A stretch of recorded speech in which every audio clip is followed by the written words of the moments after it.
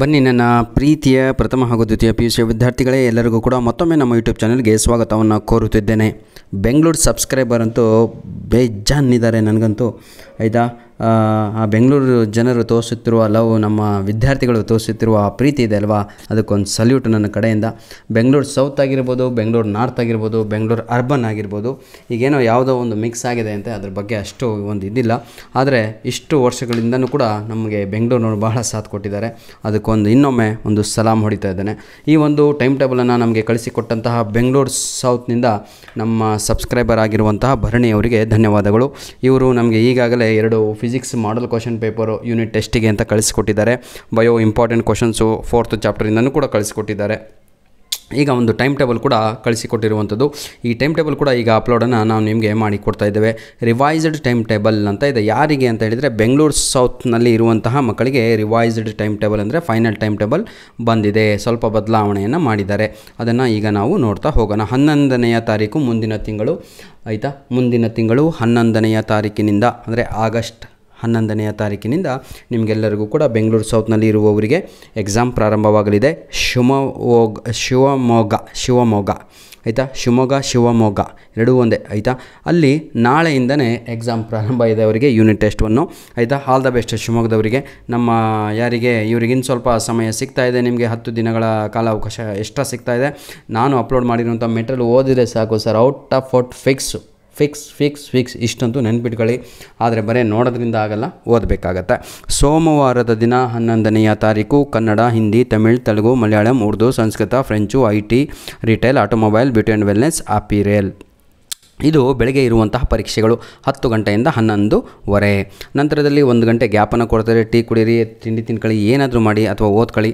12:30ಯಿಂದ 2 ಗಂಟೆವರೆಗೂ geography, computer science, basic maths exam ಇರುತ್ತೆ. Sir, ಇವೆಲ್ಲ ಏನು ಅಂತ ಕೇಳ್ಬೋದು ತಾವುಗಳು. 24, 41, 75 ಇದು ಸಬ್ಜೆಕ್ಟ್ ಕೋಡ್ ಆಗಿರುತ್ತೆ. ಇದೇ ಇಂಪಾರ್ಟೆಂಟು, ಆಯಿತಾ. ಬನ್ನಿ ನೆಕ್ಸ್ಟ್ ನೋಡೋಣ. ಈಗ 12ನೇ ತಾರೀಕು ಆಗಸ್ಟ್ ತಿಂಗಳು 12ರಲ್ಲಿ ಎಕನಾಮಿಕ್ಸ್ ಇದೆ, ಫಿಸಿಕ್ಸ್ ಎಕ್ಸಾಮ್ ಇದೆ. Clear all of you. ಬೆಳಗ್ಗೆ ಇರುವಂಥದ್ದು. ಮಧ್ಯಾಹ್ನ history, statistics, bio, electronics. History ಅಂದರೆ ಇತಿಹಾಸ, ಸ್ಟ್ಯಾಟಿಸ್ಟಿಕ್ಸ್ ಅಂದರೆ ಅದು, ಆಯಿತಾ. ಏನೋ ಮರ್ತುಬಿಟ್ಟೆ, ಸಂಖ್ಯಾಶಾಸ್ತ್ರ, ಆಯಿತಾ. ಬಯಾಲಜಿ ಅಂದರೆ ಜೀವಶಾಸ್ತ್ರ. ಎಲೆಕ್ಟ್ರಾನಿಕ್ಸ್. ನೆಕ್ಸ್ಟ್ ಎಕನಾಮಿಕ್ಸ್ ಅಂದರೆ ಏನು ರೀ ಅದು, ಹೀಗಾಗ್ಬಿಡುತ್ತೆ ಕೆಲವೊಮ್ಮೆ, ಆಯಿತಾ. ವ್ಯವಹಾರ ಅಧ್ಯಯನ. ಇನ್ನೊಂದು ಎಕನಾಮಿಕ್ಸ್ ಏನಂತೀರಪ್ಪ, ಮರ್ತುಬಿಟ್ಟೆ. ಫಿಸಿಕ್ಸು, ಆಯಿತಾ. ಭೌತಶಾಸ್ತ್ರ. ನೆಕ್ಸ್ಟು ಯಾವುದು 13ನೇ ತಾರೀಕು ಬುಧವಾರ English exam. Commerce, science, arts ಎಲ್ಲ ವಿದ್ಯಾರ್ಥಿಗಳಿಗೂ ಇದಿದೆ. ಈ ಎಕನಾಮಿಕ್ಸಿಗೆ ಏನಂತಾರಪ್ಪ, ಅದನ್ನು ದಯವಿಟ್ಟು ಕಮೆಂಟ್ ಮಾಡಿ ನೋಡೋಣ, ಆಯಿತಾ.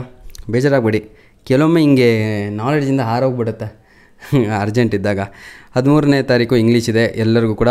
ಬಿಸ್ನೆಸ್ ಸ್ಟಡೀಸು, ಸೈಕಾಲಜಿ, ಮ್ಯಾಥಮೆಟಿಕ್ಸ್ ಅದು ಕೂಡ 13ನೇ ತಾರೀಕು ಇರುವಂಥದ್ದು. ಮುಂದಿನ ತಿಂಗಳು 8ನೇ ಆಗಸ್ಟ್ ತಿಂಗಳಿನಲ್ಲಿ 13ನೇ ತಾರೀಕು ಬುಧವಾರದ ದಿನ ವ್ಯವಹಾರ ಅಧ್ಯಯನ ಅಂದರೆ ಬಿಸ್ನೆಸ್ ಸ್ಟಡೀಸು, ಸೈಕಾಲಜಿ ಇದೆ. ಮ್ಯಾಥಮೆಟಿಕ್ಸ್ ಅಂದರೆ ಗಣಿತ, ಆಯಿತಾ. ಯಾಕೆ ಕೋಡನ್ನು ನೆನ್ಪಿಟ್ಕೋಬೇಕು ಅಂದರೆ, ಇಲ್ಲಿ ಇನ್ನೊಂದು ಗಣಿತ ಇದೆ ನೋಡ್ಕೊಳ್ಳಿ ಎಲ್ಲರೂ ಕೂಡ. ಬೇಸಿಕ್ ಮ್ಯಾಥ್ಸ್ ಅಂತ ಇದೆ. ಬೇಸಿಕ್ ಮ್ಯಾಥ್ಸ್ ಕೋಡೆ ಬೇರೆ, ಇದರದ್ದು ಕೋಡೆ ಬೇರೆ ಆಗಿರುತ್ತೆ. ಸೈನ್ಸ್ ವಿದ್ಯಾರ್ಥಿಗಳು ಬರೆಯುವಂಥದ್ದು 35 ಕೋಡ್, ಆಯಿತಾ. ಮ್ಯಾಥ್ಸ್.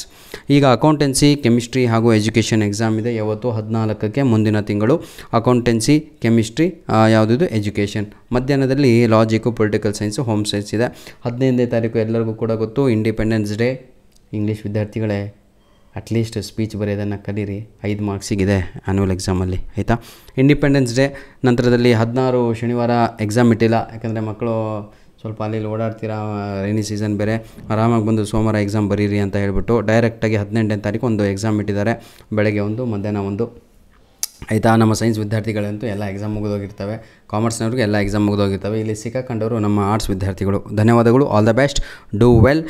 ಈ ವಿಡಿಯೋದ ಡಿಸ್ಕ್ರಿಪ್ಷನ್ ಬಾಕ್ಸಲ್ಲಿ ಇಂಗ್ಲೀಷಲ್ಲಿ ಫೇಲ್ ಆಗ್ತೀನಿ ಅಂತ ಅಂದುಕೊಂಡವರು, ಅಥವಾ ಡಿಸೈಡ್ ಮಾಡಿಕೊಂಡವರು, ಅಥವಾ ನನಗೇನು ಬರಲ್ಲ ತಮ್ಮ ಅಂದ್ಕೊಂಡವರು, ಅಥವಾ ನಾನು ವಿಲೇಜು ಸರ್ ನನಗೇನು ಗೊತ್ತಿಲ್ಲ, I don't know anything, I did not sit in the class, English classes, ಆಯಿತಾ.